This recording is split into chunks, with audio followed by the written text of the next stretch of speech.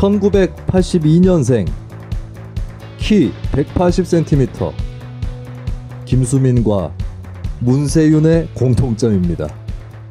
저평가 우량주 문세윤 씨가 드디어 KBS 연예 대상을 수상했습니다. 축하드립니다.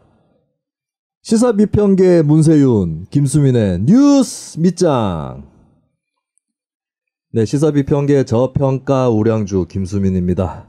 자, 오늘 마지막 방송, 올해 마지막 방송이 진행이 되겠네요. 이렇게 일요일에 또 녹음을 하러 뉴스민 스튜디오에 나와 있습니다. 오늘도 함께할 두 멤버 소개를 해드리도록 하겠습니다.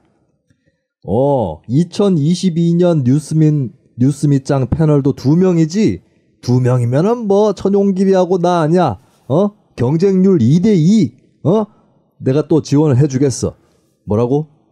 떨어졌다고? 경쟁률이 2대2인데 떨어졌다고? 인디계 조민 이창원. 네, 이창원입니다. 경쟁률을 2대1라 하지 않지 1대1이라 그러지 그때. 그러니까 2대1을 약분하면 1대1 아닙니까? 그러니까. 네, 조민 씨가 모 병원에 경쟁률이 2대2라고 했는데 떨어졌어요. 명지병원? 아마 뭐 그랬던 것 같습니다. 네네. 네, 그런 일이 근데 왕왕 발생합니다. 조민 씨는 네. 이름을 바꿔야 될 것 같아. 그러니까 나는 네. 내가 판사면 조민 씨 이렇게 개명 신청 오잖아요. 바로 네. 처리해 줄 거야. 요즘에 이름 바꾸기 쉽습니다. 그러니까 네. 이 정도면 진짜 이게 계속 따라다닐 거잖아요. 빨리 뭐라도 뭐 네, 새로운 삶을 사셨으면 좋겠습니다. 빨리 정리해서 이름을 조건희로 바꾸면 되겠네요. 조건희. 네. 조민 중간에 숫자를 넣어가지고 조수민으로. 그러면은 그 아버님이 신경 쓰여서 못 사십니다. 빅토리아 시크릿 사건을 잊지 못할 겁니다. 네, 그 아버님 쓸데없이 착각을 하셔가지고. 수정님 시작하자마자 4.99달러 감사합니다. 고맙습니다. 네. 자, 그러면 두 번째 멤버 소개를 해드리도록 하겠습니다. 저는요 성유보 특별상을 수상한 천용길입니다. 예? 특별상을 수상한 건 뉴스민이지 천용길이 아니지 않냐고요? 왜 단체가 상을 받아놓고는 개인이 받은 척 하냐고요? 언론계 김건희, 천용길. 자, 제 양옆에 지금 조민과 김건희가 있다. 핫하네. 조민보다는 네. 그래도 김건희가 나은 것 같네요. 왜? 싸우자. 조민이 더 나은가, 김건희가 더 나은가. 김건희는 오늘 김건희 씨는 이 사과 기자회견도 열었잖아요. 조민 씨는 네. 사과 기자회견도 조민은 뭐 자기가 뭐 잘못했나 자기가 위조했나 직접 하진 않았잖아. 내가 자기가 막 직접 이렇게 막 쓰진 않아. 김건희는 다 자기가 위조했잖아. 네, 어디 갔다. 네, 참 이런 걸로 참 TV 토론 안타깝다 진짜. 대선 후보 TV 토론 이런 걸로 하면 재밌을 것 같습니다. 네, 요번 주에도 우리가 마무리를 해야 되는 주인데 이것저것 참 뉴스들이 굉장히 많아요. 이준석 건이 제일 재밌는 것 같아요. 뭐부터 해야 됩니까? 나 이준석이 그 비단 주머니 3개가 그건 것 같아. 3번 내가 나갈 테니까. 그게 비단 주머니. 혹은 나 그거 한 번 더 나가야 돼? 그것도 생각했어요. 이게 뭐 예수의 베드로인가? 3번 배신할 것이다. 뭐 3세판 되게 좋아하는 3번 부인할 것이다. 부인할 것이다. 뭐 그런 건가? 왜 그래 도대체? 제가 여러분들한테 프로그램 하나 소개를 해드리겠습니다. 어제 이미 동시 접속자 수 10,000명을 돌파하면서 기염을 토했는데 SBS 뉴스 유튜브에서 하는 대선 캠프 풀네임은 F4의 유쾌한 신나는이었나? 헷갈리지? 피디님들 김수민이 이 모양입니다. F4의 유쾌한 대선 캠프인가 하여튼 딱 타이틀은 대선 캠프예요. 거기에 출연자 4명 중에 제가 1명으로 나가고 있는데 이준석 대표가 원래 일정에 없었습니다. 저희 프로가 두 번째 프로를 며칠 전에 했거든요. 두 번째 녹화를 SBS 9층 야외 테라스에서 추운데 네, 그나마 두 번째 녹화 때는 괜찮았어요. 첫 번째 녹화 때는 오뎅이 얼었어. 오뎅이 얼어버린 거야. 내가 그때 1회 녹화를 하는데 제가 그 장예찬 씨가 말도 안 되는 그 쉴드를 치면서 김건희 씨 허위 이력에 대해서 오기라는 거야. 오기. 영락 여상을 영락 여고로 적은 게 오기라는 거야. 오타. 그래가지고 내가 여고를 여상으로 여상을 여고로 적은 걸. 걔 내가 뭐라 그랬냐면 그러면은 국민의당 안철수 대표가 안녕하십니까 국민의힘 안철수 후보입니다. 오탑니다. 이래도 되겠냐? 하니까 이제 장해찬 씨가 약이 올라가지고 그 화면에서는 살짝 편집이 됐는데 냄비를 들고 날 공격을 했어요.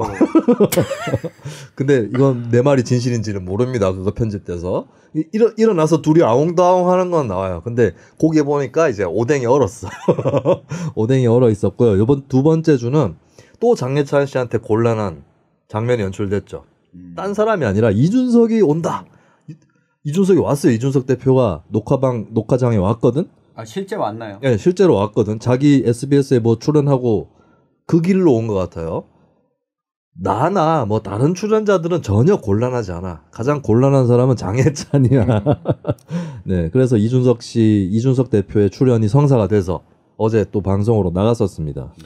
이준석 대표는 하고 싶은 게 뭡니까? 그래서 저희 출연진들이 가고 나서 다 얘기했는데 이 대표가 대선에 가담을 안 할 것이 확실해 보인다. 라는 게 다 소감들이었고 그리고 제가 방송 중간에 여러분들 보십시오. SBS 뉴스 유튜브에 보실 수 있는데 제가 이준석 대표한테 뭘 던졌어요. 슬쩍. 뭐라고 했냐면 본선거 기간 가면 당대표가 결제해줘야 되는 게 있지 않냐. 그러니까 당장에 이준석 대표 얘기를 하더라고요. 공천장 또 자기가 도장 찍어서 내야 된다. 그러니까 종로나 중남구. 아니죠. 대선 공천. 그래서 내가 뭐 김무성이 부활되는 거 아닙니까? 라고 얘기를 했거든요. 근데 이준석 대표가 거기에 대해서 답하지 않습니다. 네, 이거 어떻게 될지 모릅니다. 이거. 근데 이준석 대표는 시사평론가가 하고 싶은 것 같아요. 하고 있어요. 하고 있어. 하고 있잖아요. 하고 있잖아요. 진짜 아니 그 국민의힘을 보고 있으면 그러니까 이랬던 적이 또 없잖아. 그러니까 이번 선거는 뭘 해도 다 거의 최초의 선거들이 되고 있는데 그러니까 이준석 대표의 노림수라는 게 과연 뭔지를 나는 잘 모르겠어요. 나도 잘 모르겠어. 그러니까 뭔가 노림수가 있으니까 이렇게 할 텐데 뭐 설명하는 걸 들어봐도 이해가 잘 안 돼. 아무래도 극적 타결을 해야 되지 않을까 그래도 대표인데. 만약에 이준석 때문에 대선 졌다 이러면 소용이 없잖아요. 그러니까 자기는 어찌됐건 대통령을 해야 되는 사람이잖아요. 이준석도. 네. 뭐 5년 후가 됐건 그 다음이 됐건 간에 대통령을 하고 싶어하는 사람인데 이게 계속 꼬리표처럼 달고 다닐 텐데. 글쎄, 그 윤석열 후보야. 뭐 이번에 떨어지면 뭐 사실 뭐 검찰에서 갈 때까지 갔고 뭐 남은 인생 뭐 그냥 대충 그렇게 사는 사람이겠지만 이준석은 이번에 떨어지면 재수입니다. 무슨 소리입니까? 그러면 사법고시처럼 계속 될 때까지 구수합니다. 아마 황교안 전 총리 코스로 가지 않을까. 그건 너무 나쁜 거 아니야? 대선 후보치고는. 낙선을 만약에 하게 된다면 네. 대선 그럼 음모론자들의 두목이 된단 말입니까? 황교안 하면은 그 사람들 리더 아니에요? 부정선거론자들. 그렇죠. 무섭더라고. 보통 부정선거를 외치는 사람들이 피켓을 들고 TV조선 앞에 그러니까 금요일 오후에 되면 2명 정도 있어요. 지금은 별로 없어. 근데 2명씩 꼭 있었거든요. 피켓팅 한다고. 근데 황교안 씨가 국민의힘 1차 경선 떨어지던 날에 사람이 한 5명으로 붑니다. 그래서 내가 역시 제도 정치권의 대변자를 잃어버리면 시민사회 운동이 발달하는구나. 직접 행동이 발달하는구나.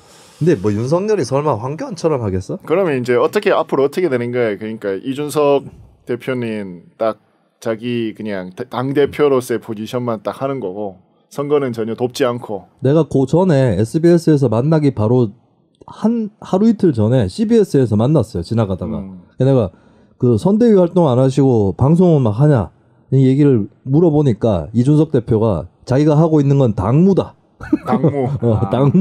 당무로서 선거는 안 하지만 방송을 출연하고 있다 이렇게 얘기하더라고요. 그럼 계속 말을 한다는 얘기예요. 이제 그렇네. 앞으로. 그러면은 선대위 비평가가 되는 거야? 그렇죠. 자기 당 선대위를 계속 비평하는 거야. 선거평론을. 이야, 하여튼 희한합니다. 이번 선거. 그러면 내가 봤을 때는 상식적으로 이준석이 극적 타결을 또 하고 나서 선거를 이기든지 아니면 선거는 대망하고 이준석은 살아남는. 야 봐라 이준석 말 들었어야 한다. 뭐 이렇게 되는. 두 가지가 상식적인 갈래인 것 같은데 근데 양쪽 다 뭔 생각인지 모르겠어요. 이준석도 그렇고 나 윤석열도 얼마 전에 전라도에 간 자리에서 제가 부득이하게 국민의힘에 입당을 했습니다. 이건 마치 내가 기초의원 할 때 구미에서 내가 시의원 할 때 한나라당 쪽 사람을 만나면 그쪽의 의원하고 막 사석에서 술을 한잔해요. 그 의원이 뭐 선의가 됐든 아니면 다른 의도가 됐든 막 자기 얘기를 한단 말이야. 하면서 이렇게 얘기하거든. 내가 막 비록 공천 받으려고 한나라당에 들어갔지만 그런 사람들 많죠. TK에는 그런 사람들 엄청 많습니다. 그나 윤석열에게서 구미 시의원의 향기를 느꼈다. 대선 후보인데. 대선 후보가 내가 공천 받으려고 국민의힘에 갔다는 얘기잖아요. 근데 더 웃긴 건 우리가 지난번에도 왜 이재명, 윤석열은 영남에 와서 전두환 얘기하냐고 얘기했듯이 윤석열은 왜 그 얘기를 호남에 가서 하냐고. 호남에 가서 하는 얘기랑 영남에 가서 하는 얘기 왜 이렇게 다르냐고요. 네. 옛말에 동두서두란 말이 있습니다. 동두서두라고 노사모 사람들이 깃발 그 농자천하지대본처럼 무슨 깃발이라고 하지? 그 깃발을 그런 형태의 깃발을 만장 그렇지 만장을 들고 다녔어요. 동두서두가 그렇죠. 뭐냐? 동두서두 노무현 대통령이 했던 말이죠. 호남에서 콩이면 영남에서도 콩이다. 근데 지금 윤석열은 영남에서 전두환이고 호남에서는 부득이 국민의힘에서 입당했다 이러고 있어요 지금. 자, 참 오늘 했던 김건희 씨 기자회견부터 얘기를 좀 해야겠네요. 막 갑자기 우리 연말에 좀 약간 이렇게 차분하게 뭐 다른 얘기 재밌게 하려고 했더니만 한 해를 돌아보려고 했는데 갑자기 또 사건들이 막 터져가지고. 네. 나는 오늘 그 운전하면서 오늘 이제 다른 지역에 갔다가 운전하면서 오면서 이제 유튜브로 들으면서 왔는데 참 안 됐더라 김건희. 그 인간적으로는 안 됐다고 볼 수 있겠죠. 인간적으로는 그 뭐 돈이 아쉬운 사람도 아니고 그 사람이 권력 뭐 남편 어찌됐건 뭐 검찰총장까지 했는 남편 이제 둬가지고 자기 사업하는 사람인데 굳이 또 대통령 해보겠다고 나와가지고 탈탈 털리는 거로 저렇게까지 나와서 정말 이렇게 아무 그 뭐라 그럴까 나는 진정성이 느껴지지 않았거든. 하나도 안 느껴지더라고요. 저렇게까지 살아야 되나 하는 거 보면 속으로 얼마나 천불이 났을까 이런 감정은 좀 이입은 좀 됐었어요. 저는 한 가지만 좀 귀에 들어오던데 앞으로 대통령 선거 때까지 선거운동에 나서지 않겠다라고 하는 메시지. 그 아내로서 최선을 다하겠다 이렇게 표현했죠. 그럼 집안에서 일하는 걸로 끝내겠다. 근데 이제 그렇죠. 뒤에 백브리핑 대변인 한 걸 보면 그걸 단정 짓지는 않겠다. 아내로서의 책무라는 거를 에만 뭐 국한하는 거를 뭐 이렇게 선거 운동을 안 하겠다라고 단정 짓지는 않는다. 이렇게 표현을 했는데 뭐 지금 상황에서 그러면 뭐 자기가 내일부터 나와서 열심히 뛰겠습니다 하겠어? 지금 그러니까 납작 엎드려 있어야지 뭐. 그러니까 요 정도가 왜 그 아내는 등판하지 않냐, 김건희 씨는 선거운동에 등판 안 하냐라고 하는 여론들에게 굳이 내가 나와서 이렇게 이제 기자회견까지 했고 사과까지 했기 때문에 이런 걸 가지고 등판 여부를 쟁점화 시키지 말라라고 하는 저는 메시지로 읽었거든요. 그리고 이 본인이 등판할 때는 윤석열 후보가 요청할 때만 등판하겠다라고 하는 메시지인 것 같아서 저 뭐 한편으로 이 배우자가 대선 선거운동에 등판 안 하는 거는 한편으로 저는 긍정적이라고 봅니다. 근데 처음부터 등판을 안 한다. 맞아요. 뭐 천은 내가 정치하는 걸 싫어한다. 이런 식으로 처음부터 윤석열 후보가 얘기를 했으면 또 청와대 제2부속실 폐지한다. 이건 정책적인 거잖아요. 처음부터 얘기했으면 모르겠는데 하다가 안 되니까. 하다가 안 되니까 얘기한 거거든. 백기 든 거거든. 거기서 이미 그거 된 거죠. 그러니까 프랑스의 사르코지는 그 부인이 영부인하기 싫다고 이혼했잖아. 그 대통령 선거 나간다 그랬을 때. 그럼 나중에 다시 재결합했어요? 아니 그러고 그 멜라니는 트럼프였고 그 누구지? 무슨 사르코지 가수 하던 그분은 그 대통령 되고 나선가 결혼했어요. 새로 결혼했어 새로. 아 그렇지 사르코지는. 네. 그러니까 뭐 그런 문화까지는 우리나라가 아니겠지만 그래도 나는 오늘 사과를 하면서 자기 이야기를 좀 할 줄 알았거든. 그러니까 뭐 이러 해가지고 이렇게 됐고 그 부분에 대해서 미안하다. 그리고 뭐 그때 뭐 물론 뒤에 조금 이야기를 했는데 앞에 막 서도 엄청나게 깔더라고. 뭐 남편을 언제 만나가지고 뭐 어쩌고 저쩌고. 그래 뭐 남편 PR하려고 한 거 아니야. 전화 와서 밥은 먹었냐. 추운데 따뜻하게 입고 다니라 이런 얘기를. 당연한 얘기들을 뭘 그렇게 하면서 나 참 그걸 보면서도 그거 보고 있으면 그 김혜경 씨도 할 말 있을 걸. 그렇지 김혜경은 할 말이 더 있지. 우리 동호 아빠는요.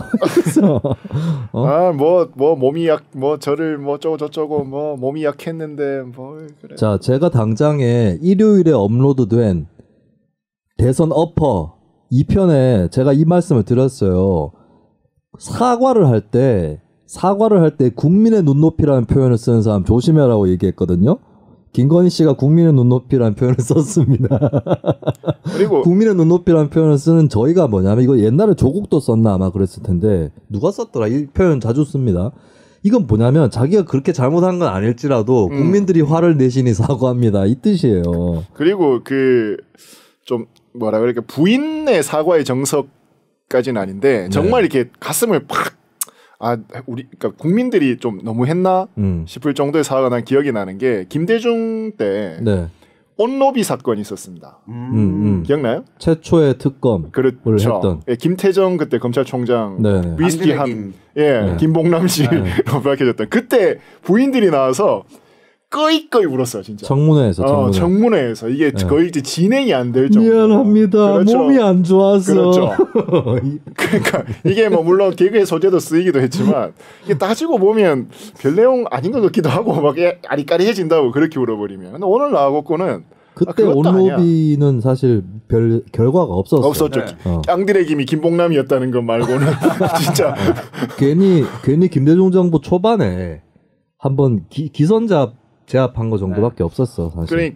그러니까 뭐 그 정도로 정말 이렇게 불쌍한 척을 해버리던가 아니면 내용을 좀 논리적으로 하던가 그것도 아닌 사과한 거죠. 오늘 눈물 닦던데 김건희 눈물 씨가. 닦는데 그러니까 울면 끄이끄이 울어야 된다니까 진짜 근데 울었어요. 뭘 잘해가지고 또 끄이끄이 울겠어요. 그러니까 자기 좀 남편한테 정말 미안한 감정하지. 그래야지 사람들이 감정적으로나마 아이고 그래 뭐 부인이 대통령 나온 것도 아니고 뭐 열심히 살려고 살다 보니까 저렇게 뭐 거짓말 좀 썼네 이렇게라도 생각을 해주지. 그리고 그 얘기도 했었어야 돼. 남편을 위해서라면 남편은 이러한 걸 몰랐다. 모르고 나하고 결혼했다. 이런 얘기도 해봄직한데 그런 얘기는 없었어요. 플러스해서 뭐 남편이 정말 공정과 정의를 위해서 이렇게 살아왔고 그 기치를 통해서 대통령까지 하려고 하는데 법적 조치가 있다라고 하면 자기가 달게 맞겠다. 그 얘기까지 나갔어야지. 이건 뭐 제 바람이지만 사실 오늘 기대했던 것은 이게 아까 그 김순 평론가 이야기한 대로 남편은 몰랐다. 남편도 내가 속였다. 그래서 남편에게 너무 미안한 마음이 든다. 그래서 헤어지겠다. 그건 아닌 것 같아. 아니 남편에게 헤어지겠다고? 피해가 된다면 이혼한다고? 이혼한다고? 갈라서겠다. 법적으로 이혼을 하겠다라고 하면 그때 역효과날 것 같은데. 그거는 나는 아니라고 봅니다. 나는 윤석열도 똑바로 된 사람이면 이번 사태를 이혼으로서 돌파하려고 하면 안 된다. 그렇지. 설령 헤어지고 싶다 할지라도. 아니 그러고 나면 김건희 씨가 헤어지겠다라고 하면 제가 제 아내를 어떻게 버리겠습니까? 그거 짜고 하는 것 같잖아. 이 사람이 지금 이 성유보 특별상 수상자가 이렇게 뻔한 드라마를 쓰면 안 되지요. 뻔해요. 근데 김건희 씨 왜 이렇게 살았는지는 그러니까 자기 이력 부풀려서 이 양반이 이제 그 조국 딸이 부산대 의전원 들어가려고 했듯이 김건희 씨도 서울대 EMBA에 들어가려고 했던 것 같아요. 이걸 이렇게 계속 쌓아가지고 허위 이력으로. 그래서 어떤 분이 이런 얘기를 하시더라고요. 이게 제 작품은 아닙니다. 정경심의 꿈은 김건희였고 김건희의 꿈은 정경심이었다는. 정경심은 김건희처럼 돈이 많은 사람이 되고 싶었고 김건희는 정경심처럼 고학력자의 지식인이 되고 싶었다. 아니 근데 김건희 씨는 고학력자대요. 대학과 대학원을 뭐 그렇게 많이 다녔어요. 그러니까요. 네. 저는 학부 졸업하는데도 11년 걸렸는데. 하여튼 저는 막 하여튼 러브 스토리 막 주야장천 나오고 막 하여튼 구질구질한 거 이건 선대위에서 전략을 좀 잘못 잡지 않았나. 자기들 딴에는 잘 잡았다고 생각할 수도 있어요. 내가 진짜 10월 11월부터 경고했잖아. 조국 시즌 2 된다고. 허위력 아무 대비도 안 돼 있다가 이 지경이 됐습니다. 결국에. 자, 그래가지고 지금 보니까 여론조사 몇 군데에서 윤석열 후보가 30% 밑으로 처지는 조사가 2개인가 나왔어요. 이미. MBS하고 CBS 조사 2개가 이미 나왔고 여론에서 보면 정권교체를 바라는 유권자가 반이 넘었었거든요. 50몇 %가 정권교체를 지지한다 이랬는데 윤석열 후보 지지율은 30%가 안 되는 상황까지 갔다라고 하는 거죠. 근데 자, 다음 두 번째 다음 얘기로 갑시다. 박근혜 사면. 사면. 네, 사면. 나 이거 예언했다. 박근혜 사면. 네. 우리 프로에서 예언한 건 아니고 저는 항상 박근혜는 2021년 문재인 정부 마지막 임기 마지막 크리스마스 때 사면될 거다. 저는 항상 예언했었습니다. 네. 근데 형식이 김영삼, 김대중 때 전두환, 노태우하고는 좀 달랐죠. 그때는 대통령 선거가 끝나고 당선자 신분으로서 건의하는 형태. 그렇죠. 건의? 김건희? 갑자기 빠져나오기 힘드네. 건의하는 형태인데 문재인 대통령의 결단으로 이번에는 그렇죠. 돼버렸지. 오히려 이번에는 이재명 후보가 끼어들지 않는 전혀 몰랐다고까지 하는 난 과연 몰랐을까 이건 좀 의문이긴 한데 어쨌든 간에 이재명 후보는 개입한 게 없는 거예요. 없는 상황에서 문재인 대통령이 사면을 했습니다. 저는 문재인 정권이 박근혜를 사면한다는 것을 언제 예감하고 있었느냐. 지난 대선 때 2017년 대선 때 박근혜 사면 얘기가 벌써 나오기 시작하는 거예요. 왜냐하면 대통령 후보들한테 묻는 거야. 기자들이. 대통령은 사면권을 갖고 있으니까 당신은 박근혜가 잡혀간 지 얼마 안 됐기 때문에 사면을 하려고 해도 못하는 상황이긴 하나 나중에 대법원 판결 다 끝나고 하면 이제 사면할 수 있으니까 물어본 거예요. 물어봤는데 당시에 국민의당의 안철수 후보가 사면은 국민적 요구가 있을 때 사면위원회를 통해서 판단하도록 하겠다. 그리고 대통령은 사면 문제에 개입을 하지 않는 게 맞다고 생각한다라고 얘기를 했어요. 이게 박근혜를 사면한다는 얘기가 아니잖아요. 하게 된다면 어떤 방식으로 하게 될 거다. 이 얘기를 한 거죠. 근데 그때 대깨문 분들이 막 SNS로 퍼뜨리기 시작합니다. 안철수가 박근혜 사면을 공략했다. 이런 식으로 막 퍼뜨리기 시작하고 문재인 후보 측에서도 안철수 후보가 적폐 세력에게 구애하고 있다. 네, 가짜뉴스죠. 제가 그걸 보면서 문재인 정권이 박근혜를 사면하게 되겠구만. 네, 그리고 막 그때 문재인 후보가 사드 문제로 막 안철수 후보를 맹공을 했습니다. 안철수 후보는 사드 찬성하시죠? 하면서 막 근데 문재인 후보는 그럼 사드를 반대했느냐? 아니거든요. 그때 그냥 전략적 모호성? 이러면서 다음 정부로 넘겨야 됩니다. 곧 다음 정부가 들어서는데 뭘 다음 정부로 넘겨. 그래서 제가 그때도 예감했습니다. 문재인 정권이 사드를 배치한다. 라고 예언했습니다.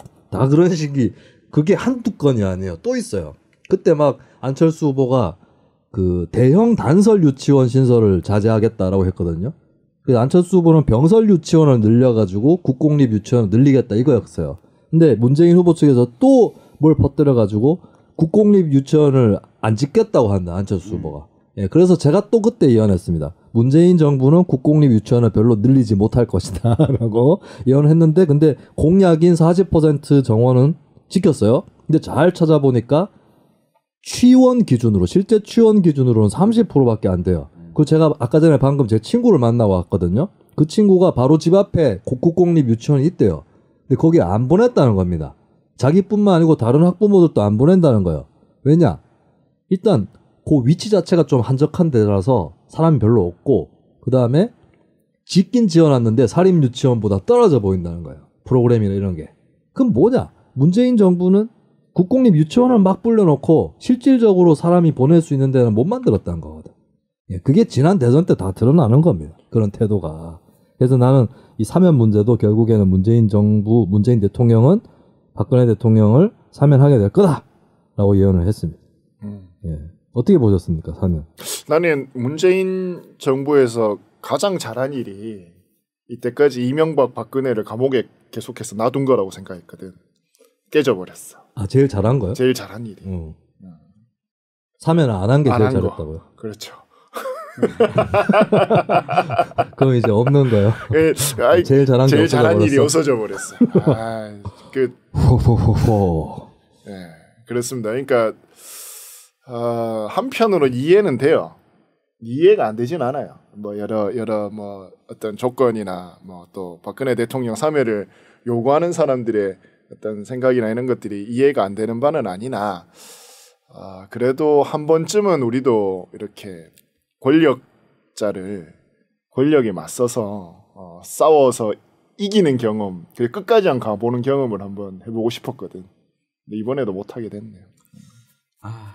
뭐 예상은 어느 정도 됐었는데 특히 그 이석기 전 의원 가석방 이 보도가 처음 나왔던 게 조선일보였거든요. 그리고 내가 TV조선 뉴스트라다무스 유튜브 생방으로 하는데 이석기 가석방이 뜨더라고. 네. 그래서 내가 이러면은 그다음 박근혜다. 네. 근데 이석기 전 의원 가석방 소식을 조선일보가 제일 먼저 보도했다는 거는 조선일보가 네. 실제 취재하던 거는 박근혜 사면 여부에 대해서 취재를 했던 거고 거기에서 밑밥으로 기사가 하나가 나온 거죠. 아 그렇게 봐요? 네. 밑밥으로 기사 나왔는데 그 기사를 보면 법무부 쪽에 박근혜 사면 여부에 대해서 물었는데 검토한 바 없다라고 하는 답변이 나왔잖아요. 답변이 보도에 됐는데 그 다음날 뒤집어졌죠. 사실 엿먹이려고 저는 조선일보 입장에서는 그런 보도를 했다고 보거든요. 이미 박근혜 사면과 관련해서는 어느 정도 기류를 감지한 상황에서 그런 측면에서 놓고 보면 사면제도라고 하는 데 대해서 문재인 정부가 사면 제도를 이제 폐지하기 위한 수순으로 가는 게 아니냐. 왜냐하면 뭔 소리야? 그거 폐지하지 왜 자기가 휘둘러? 그러니까 그 다음 정부나 그 다음 대통령에게 이 사면제도 이제 써서는 안 된다.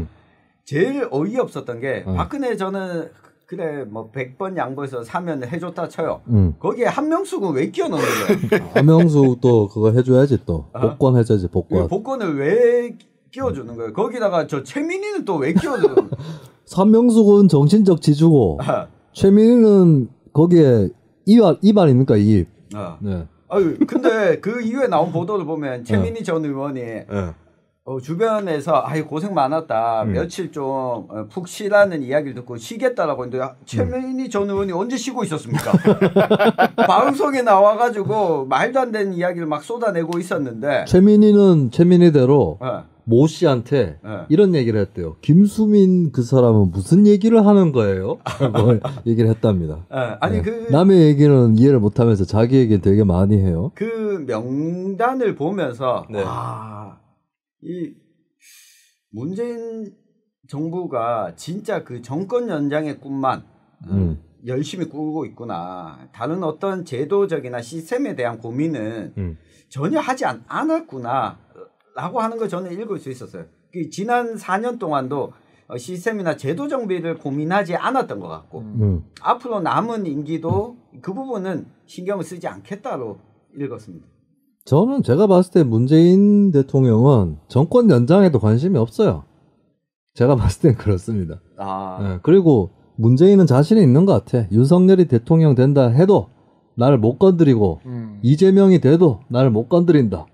여거부터 잘하세요. 포포포포. 나는 양산으로 숑.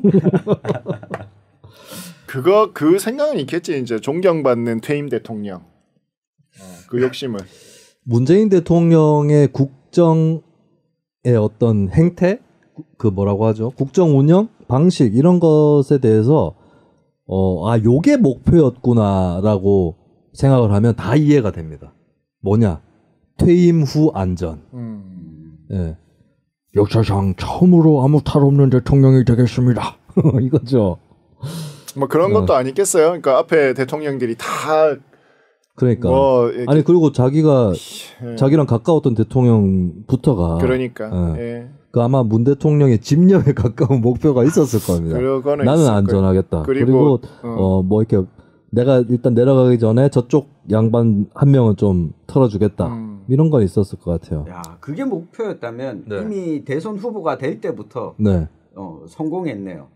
왜냐하면 네. 그때 2017년에 대선 후보가 만약 안희정이 됐거나 박원순이 됐거나 아니면 이재명이 됐었으면 벌써 탈탈탈 다 털려서 그만두지 않았을까 싶었는데.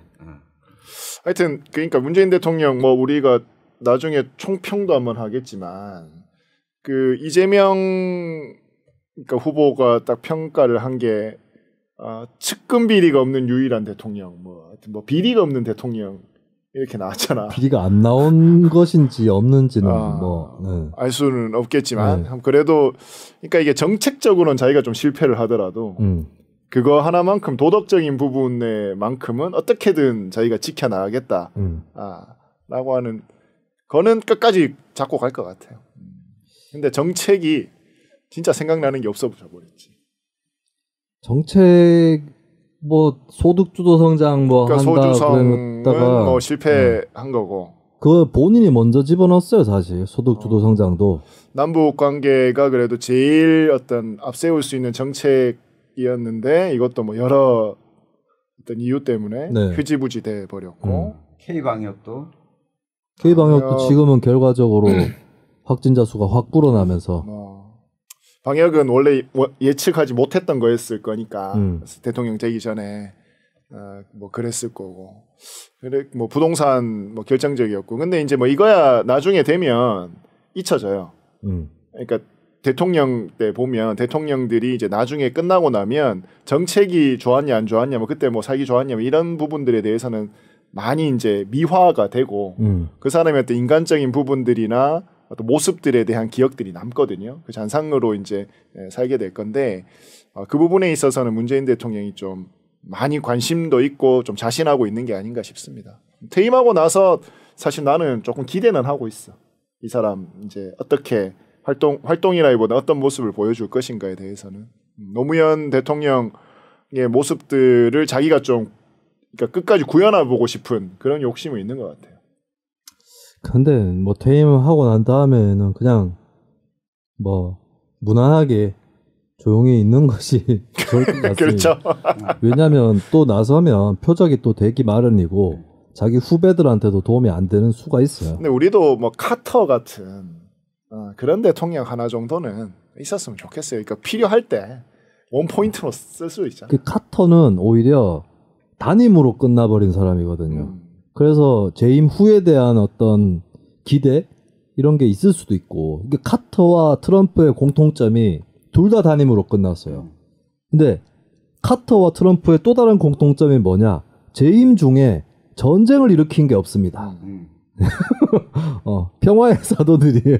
그래서 그 다음에 역할을 계속 할 수 있었다 라고 하는 겁니다. 그나저나 사실 이번 사면의 가장 큰 패배자는 이명박이지 않겠습니까? 인기가 없어서 그렇다. 이명박 왜 빠졌는데? 지난주에 이창원 씨가 한 말에 답이 들어있죠. 그때 우리 그 얘기 했었잖아요. 이명박하고 노태우는 고정팬이 없는 사람들이다. 바로 버려져 버린. 이명박은 특히 바로 버려져. 그러니까 쓰임이 없어지는 순간 바로 버려져 버린. 이명박답지. 이명박이 그래놓고는 팬까지 많으면 어떡해요. 나이도 이명박이 더 많은데. 더 건강해. 그리고 박근혜는 건강 문제 때문에 형 집행정지나 가석방 정도는 저는 가능했다고 보고 요번에도 웃긴 게 안철수 국민의당 후보가 형 집행정지를 주장을 했죠. 특히 대구에 와서 나는 그건 진짜 그러니까 형 집행정지 주장하는 건 좋아요. 근데 피켓팅을 하냐고 대구에 와가지고 대구가 박근혜로 보입니까? 내가 지난번에 얘기했잖아. 이재명이 왜 대구 경북 와서 전두환 얘기하냐고. 그 차라리 서울에서 하던가 피켓팅을 왜 대구 와가지고 또 하시냐고. 근데 웃긴 거는 안철수는 사면은 안 된다 그랬어요. 안철수는 사면은 다음 정부로 넘겨서 다음 대통령하고 국민들이 합의를 이루어서 국민적 대합의를 거쳐서 사면해야 된다고 안철수는 주장했고 당장에는 형 집행정지를 하자. 그리고 잘못 알고 계신 분들이 많던데 형 집행정지는 당사자가 신청 안 해도 그 담당 구치소장이라든지 교도소장이 신청을 해도 돼요. 그래서 박근혜 씨 같은 경우도 요번에 그 형 집행정지 할 수 있었습니다. 근데 굳이 사면으로 넘어가 버렸다. 그때도 안철수가 형 집행정지 해라고 피켓팅 할 때도 대깨문들이 막 댓글 달아가지고 비웃었거든요. 너그 대통령이 풀어줬다 이제. 그냥 형 집행정지도 아니고 사면으로. 그러니까 피켓팅을 서울에서 했다면 그 안철수의 진심을 네. 좀 인정해 줄 텐데 이 대구 또 대구에 서문시장에 와가지고 말이죠. 그 피켓팅은 저기 만촌 내거리에서 했거든요. 거기가 중구인가요? 아니요 수성구네요. 아 수성구? 네. 그 조원진 우리 공화당 대표 네. 지금 이제 대선도 나오려고 하잖아요. 네, 한숨 돌렸습니다. 어떻게 되는 거예요? 네, 박근혜 씨가 나와서 별다른 메시지를 내지 않았기 때문에 한숨 돌렸습니다. 그러니까 이제 되면 어떻게 돼? 우리 공화당의 존재 이유가 없어져 버렸잖아. 저는 이번 계기로 우리 공화당과 진보당은 진보당도? 급속하게 내리막길로 이석기가 나왔으니까 상징적 인물이 감옥에 있을 때와 나왔을 때는 다른 거거든요. 박근혜 같은 경우는 이번에 뭐 할 수 있을까요? 지금 난 아무것도 안 할 거라고 보는데. 조원진 대표는 대구로 거처를 마련하라고, 대구 시민이 되라고 지금 박근혜 보고 이야기를 하고 지금 뭐 있죠. 거처 마련한다고 박지만부터 해서 다 뛰고 네. 있다고 하고. 달성군에. 박근혜, 내가 생각하는 박근혜는 대구에 안 산다. 그래도 서울 산다. 그렇죠. 네. 그렇죠. 뭐 대구에서는 1년 3개 전부인데요. 대구에 국회의원 선거할 때도 한두 번밖에 안 내려와. 선거 운동할 때도 잘 안 왔어. 여기 대구에. 박근혜는 지방이 답답해가지고 못 있습니다. 나는 장담하는데 박근혜 씨는 달성군의 읍면이 몇 개인지 모른다에 한 표를 전 겁니다. 자기 지역구 어딘지 잘 모를걸? 박근혜 씨는 구미역에 내리면 박정희 생각 못 찾아간다에 제가 내기를 겁니다. 아니, 대구 사투리도 잘 못 알아들을걸요. 박근혜는 말투가 좀 묘하죠. 아버지가 군인이라서 늘 아버지 마시노. 군인이니까 막 부임지가 왔다 갔다 하니까 말투가 좀 묘해요. 그럼 박근혜 정치적으로 뭘 할까? 예를 들면은 윤석열을 민다, 아니면 윤석열 쪽에 초를 친다. 이 두 가지잖아요. 크게는 둘 다 안 할 거. 둘 다 안 해. 내가 봐도 거다. 그냥 가만히 있을 거예요. 그걸 사실 조원진 우리 공화당 대표가 제일 바라는 거죠. 아니지. 조원진이 제일 바라는 거는 조원진 밀어주는 게 제일 바라는 거죠. 그거는 불가능한 얘기예요. 조원진이 사기쳐가지고. 제가 지난 대선 때도 얘기했어요. 지난 대선 때도 박근혜는 누구를 찍을까? 감옥에 그때 구치소에 있을 때 구치소 재소자도 투표할 수 있거든요. 그래서 막 그때 제가 브리핑하고 있었던 프로그램에서도 그 트위터를 통해서 폴을 막 실시를 하더라고. 근데 내가 다 틀렸다 이거 선택항이. 뭐 거기 보면은 뭐 문재인, 안철수, 뭐 홍준표, 조원진 중에 누구 찍을 거냐 뭐 이렇게 설문이 나가는데 뭐 홍준표하고 조원진이 좀 높고 그 응답을 보니까 안철수도 좀 끼어 있더라고. 그리고 그때 대깨문들은 박근혜가 안철수 편인 것처럼 또 막 가짜뉴스 퍼뜨리던 사람들이 있었어요. 근데 내가 뭐라 그랬냐면 박근혜는 투표 안 한다. 투표 안 한다고. 조원진 안 한다. 박근혜는 조원진에 대해서 짜증을 내고 있을 거다. 나하고 한마디 상의도 없이 팔아먹고 있다. 근데 실제로 투표를 하고 안 하고는 그 구치소 내에서 알 수 있는 거라서 박근혜는 당시에 투표를 하지 않은 것으로 드러났어요. 그리고 제가 적중시킨 거죠. 아니 그때는. 근데 이번에 박근영 씨가 박근영이 출마하는 나온다고 하잖아. 네. 그게 이제 박근혜 사면이었는데 명분이 안 나오는 건가? 박근영은 어떻게 되는 거죠? 박근영 씨는 어떻게 무슨 되나? 당이 있던데? 공화당 아니야? 신동 아니. 남편 당 들어가야지. 신동. 그 남편은 왜 안 나와? 그 남편이랑 헤어졌잖아요. 헤어졌다고? 신동욱 씨랑 안 헤어졌어요? 헤어졌다고? 안녕하십니까. 공화당의 총재 신동욱입니다. 목소리 그렇죠. 진보 진영에는 많은 허점들이 보이는군요. 그 뭐야 신동욱이 김어준의 파파이스 거기에 출연을 했는데 마침 앞손님이 최동욱이었어. 그래가지고 김어준이 얘기하다가 우리 최 총장님이 막 이렇게 이거 윤석열인데 그 실수를 한 거야. 신동욱 보고 최동욱이라고 한 거예요. 그러니까 신동욱이 저는 최 총장이 아니라 신 총장입니다. 그러니까 김어준이 미안합니다 막 이러니까 오늘 여기 와서 보니 진보 진영에는 많은 헛점들이 보이는군요. 아니요, 저 헤어졌다는 얘기를 못 들었어요. 아니 그 제가 성폭행 혐의로 안 그래도 신동욱이 네. 제가 박근영이 신동욱을 왜 만나고 하는지 알고 있습니다. 박근영이 신동욱을 왜 만나는지 알고 있어요. 근데 차마 왜 아니 부부인데 뭘 왜 그러니까 왜 만났고 왜 부부냐고 왜 만났고 만남이 유지되어 왔는지 알고 있는데 있어요? 제가 차마 방송에서는 말씀 못 드리겠습니다. 끝내고 잠깐 끊고 들으시라. 자, 그럼 박근영하고 그러면 박근혜는 일단 우리 예언은 움직이지 않는다. 우리가 박근혜에 대해서 잘 알죠? 자, 우리 시작한 지 얼마 됐어요? 1시간 넘었나요? 이제 1부 끝낼 때가 됐는데 지금 우리 45분 됐네요 벌써. 네. 안철수 후보는 아직 대구 경북에 있나요? 아니요, 갔죠. 3박 4일 있다가 갔습니다. 네. 지난주 일요일부터 수요일까지 있다가 갔는데 거의 뭐 안철수 후보에 대한 보도들이 많이 안 나왔죠. 그렇더라고. 일단 전태일 생가에도 갔죠. 제일 먼저 왔습니다. 생거지라고 합니다. 생가는 아니고 생거지라고 저희가 표현합니다. 국민의당 대구시당 위원장님께서 요즘 안 보이셔가지고 위원장이 누구시죠? 네, 사공정규. 우리 방송에 나왔던 안철수의 사공으로 지난 총선 때 출연하셨던 사공정규 본인은 위원장님. 이제 정치 활동을 하지 않겠다.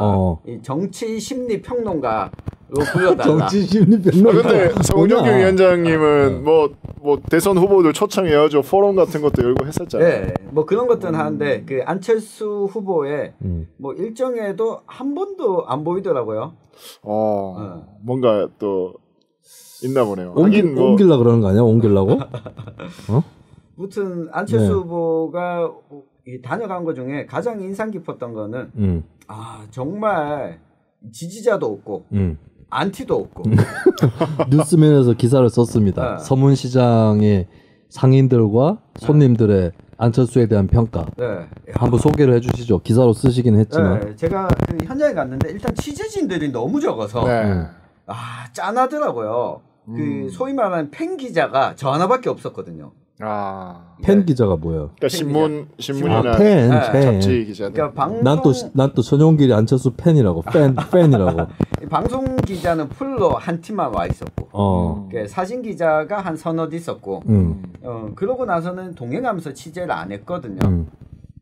근데 현장에서 서문시장의 안철수를 기다리고 있는 사람들이 누구였냐면 행동하는 보수 우파 연합. 박근혜 석방을 촉구한다. 안 대표님 박근혜 석방 시켜주십시오라고 굉장히 호소하는 안철수 후보를 쫓아다니면서 거기가 한 축이 있었고 나머지의 인파는 경찰들이었습니다. 그러니까 안철수 후보에 대해서 안티도 없었고 지지하는 사람도 없었는데 지나다니면서 주로 안철수 후보와 사진을 찍자라고 하는 층이 두 연령대가 있었거든요.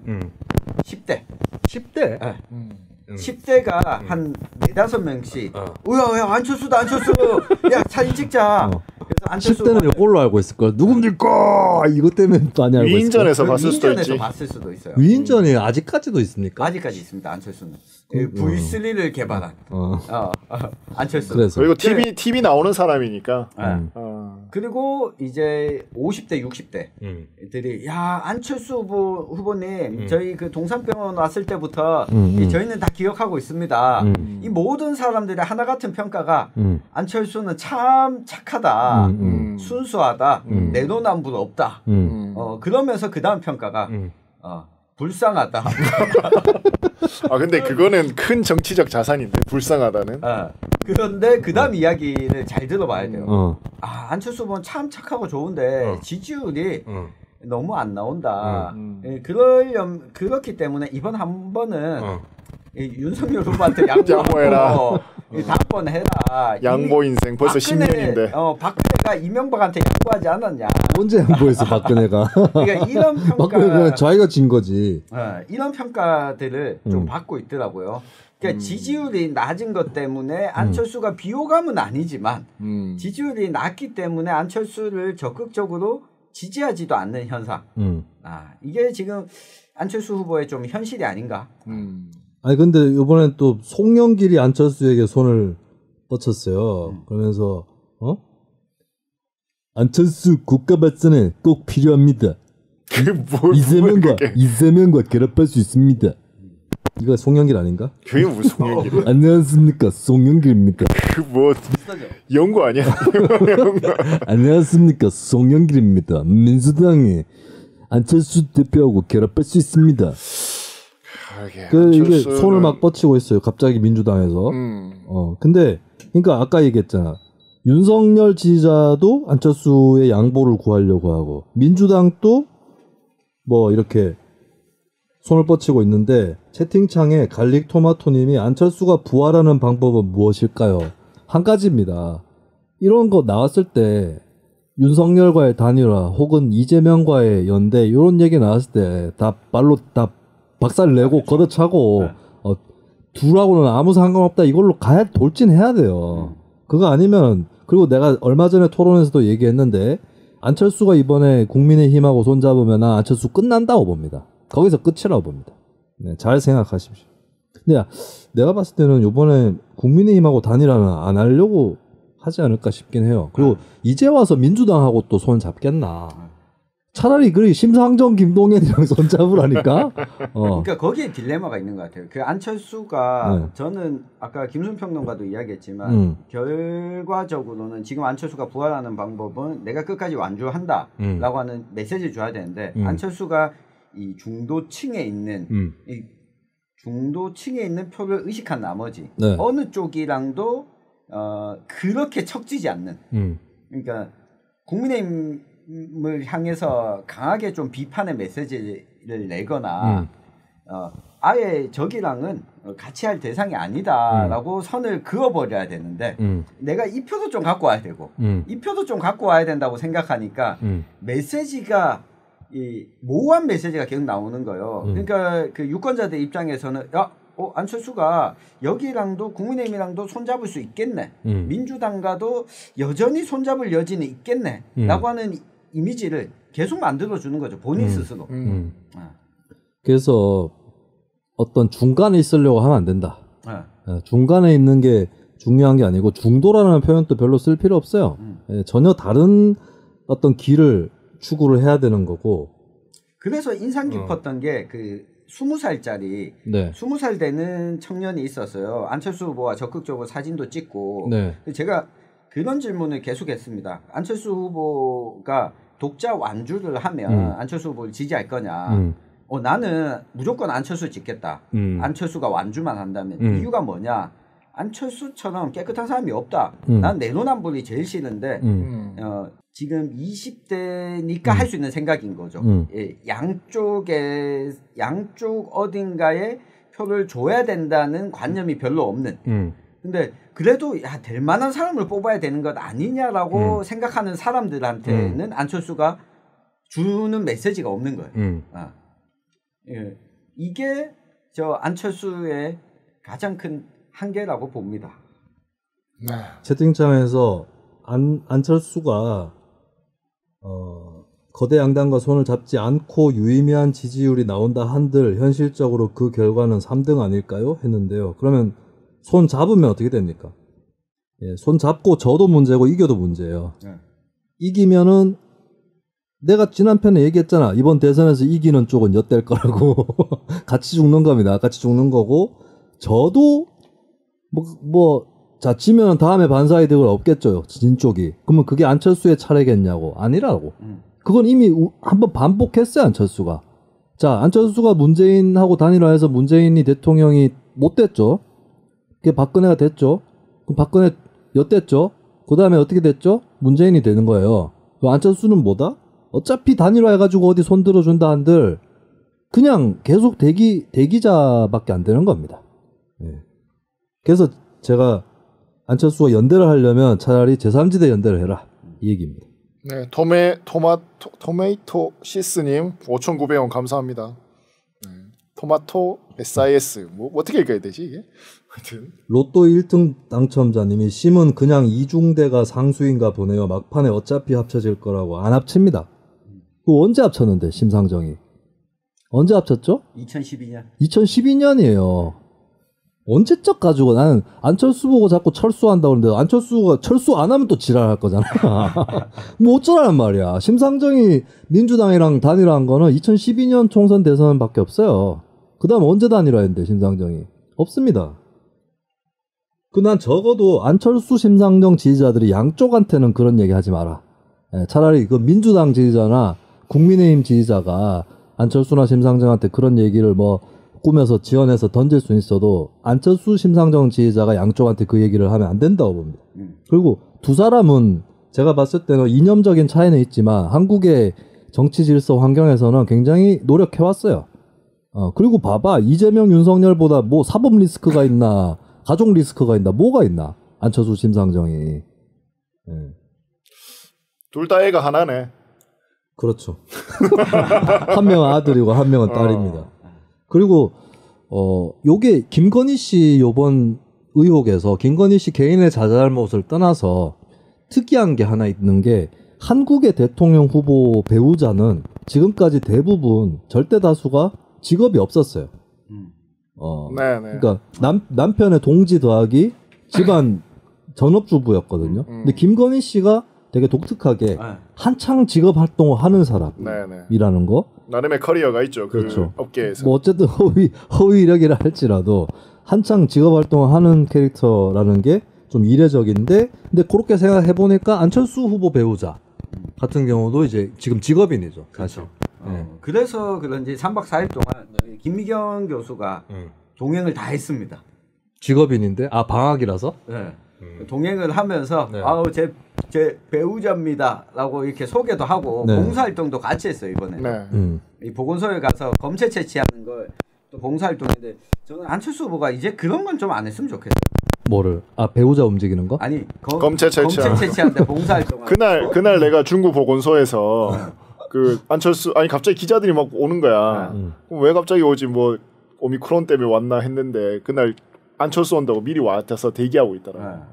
중구 보건소에서 PCR 했었거든요. 그래서 이 본인의 이미지가 자꾸 뭐랄까 그러고 나서 이제 또 시민들한테 물어봤거든요. 안철수 후보가 이렇게 봉사활동하는 거에 대해서 어떻게 생각하냐. 안철수 후보한테 긍정적인 사람들은 아이고 역시 그래도 사람 참 착하다. 이거는 뭐 적극적 지지가 안 이어지거든요. 근데 다른 사람들은 아니 저거 할 시간 대통령 된다는 사람이 저러고 있어야 되냐 라는 이야기들을 하더라고요. 이 본인의 포지션을 자꾸 이미지를 부각시킨 건 좋은데 그걸 정책으로 부각시켜야지. 본인이 직접 움직이면 야 안철수 의사나 하지 불씨나 개발하지 라고 하는 이미지를 만드는 거라니까요. 그래서 요새 다각도로 활동하려고 안철수를 팝니다라는 걸 하고 있더라고요. 네네. 네, 애들이랑 애 봐주기도 하고. 네, 뭐 알겠습니다. 그날 잠은 또 대구의 사회적 기업 그 게스트하우스에서 또 잤어요. 뭐 그런 거는 나쁘지 않았다고 봐요. 그러니까 뭐 관광업계가 이 코로나 때문에 많이 힘드니까 그런데 이제 거기서 어떤 정책이나 메시지 큰 기술들이 뻥뻥 나와줘야 되는데 잠만 자고 간 거야. 특히 방역 정책과 관련해서는 계속 이야기만 반복적으로 해요. 제 말을 안 들어서 이렇게 됐습니다. 그 얘기는 계속 했었죠. 그리고 심상정 후보는 이제 독특한 거는 배우자 문제에서 최초의 남성 전업주부라는 거. 네.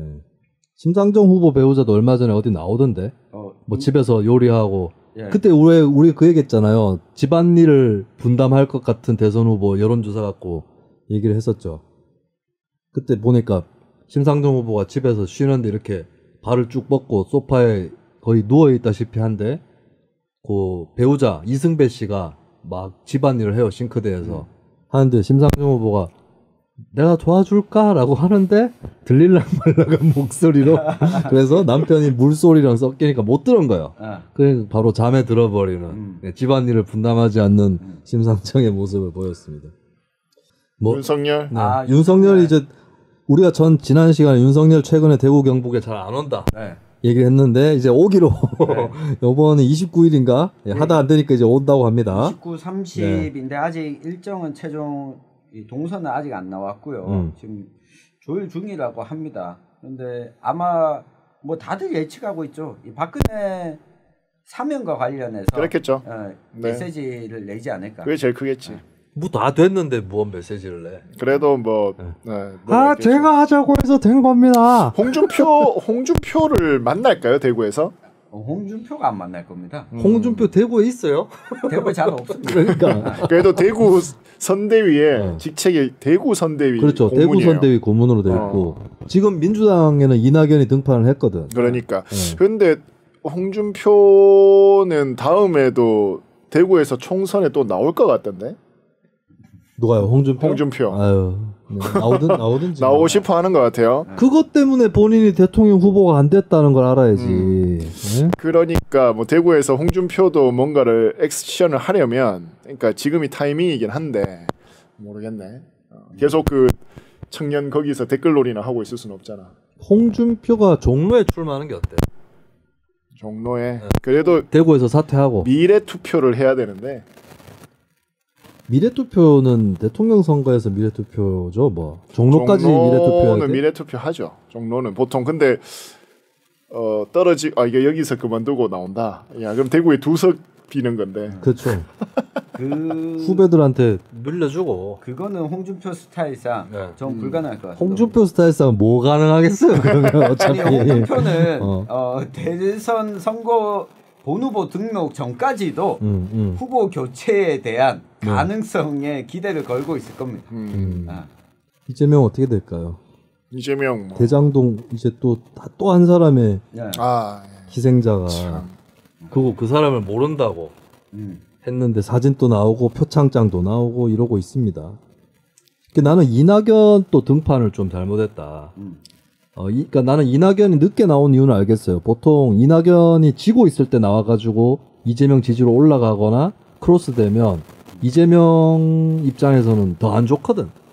자기 혼자 못했다는 얘기잖아요. 그러면 어느 정도 지지율을 좁혀놓은 다음에 혹은 역전시킨 다음에 나온다. 이 타이밍은 내가 진작부터 예견을 하고 있었어요. 그럴 때 홍준표든 이낙연이든 그럴 때 나올 것이다. 근데 이낙연 같은 경우는 대장동 의혹을 자기도 앞장서서 제기를 했던 입장이에요. 근데 대장동에서 희생자가 나온 상황에서 딱 등판을 해버렸다. 털어줄 수 있냐 그러면 그걸로 혹은 털어주려고 하는 의도가 느껴질 때 그 의도가 없다고 해도 사람들이 그 생각이 들 때 이낙연한테 도움이 될 거냐 그건 또 아닌 것 같아요. 근데 이낙연은 또 불쌍하게 된 게 사면 얘기했다가 그러게. 근데 이낙연이 불쌍한 게 아니고 저는 이낙연이 진짜 그 정치인으로서 깜냥이 미달이라고 보는 게 사면 얘기를 했으면 계속 했어야 돼요. 치고 나가야지. 계속 했어야 돼 차라리. 어차피 본인은 호남 출신이고 차라리 이재명보다 이낙연이 그 얘기를 할 만한 기반이 있을 수 있어요. 그러면 계속 이낙연이 그런 얘기 해주면서 경선 때도 이재명이나 전통 민주당이 얻을 수 없는 표밭으로 계속 나갔었어야지. 한번 꺼냈으면. 근데 했다가 바로 뭐 반응 안 좋으니까 청와대에서도 잘 안 도와줄 것 같으니까 뭐 울었다나? 어디서 울었대요 이낙연이. 울고 그 다음에 이제 철회해버렸죠 나중에 아예 철회해버렸어요. 그러면 청와대에서도 사실 청와대랑 교감을 해서 나온 얘기는 맞을 거예요. 근데 청와대가 일부러 이낙연을 공경에 빠뜨리려고 나는 그건 아니라고 봐요. 오히려 청와대도 이낙연이 요거를 지렛대로 해서 중도나 보수층을 어떻게 나아가는지 보자고 생각했을 거라고. 근데 이낙연이 하다가 안 되니까 쉽게 접어버렸죠. 그거는 나 이낙연 책임이다. 예. 쉽게 접을 것 같으면 얘기를 하지 말든가 사면을. 이왕 얘기했으면 끝까지 밀고 나가든가. 이런 이낙연의 그 우유부단한 모습이 마치 대구의 유승민을 보는 것 같다 생각이 듭니다. 이재명은 근데 일단 요번 주는 조금 한산한 주였어요. 네. 그러나 연초에도 그렇게 한산할까 장담 못합니다. 그리고 본인이 또 과거에 또 그거 주식 투자한 거 얘기하다가 또 괜히 작전주 얘기를 해가지고. 네. 아 돈은 많이 벌었더라 이재명 후보가. 좀 짭짤하게 재미 좀 본 것 같아요. 김건희 씨하고 둘이 만나가지고 한번 자랑해보시기 바라겠습니다. 아유, 자 그러면 우리는 대선 이야기는 여기까지 하고 2부로 넘어갈까요? 네. 2부로 넘어갈까요?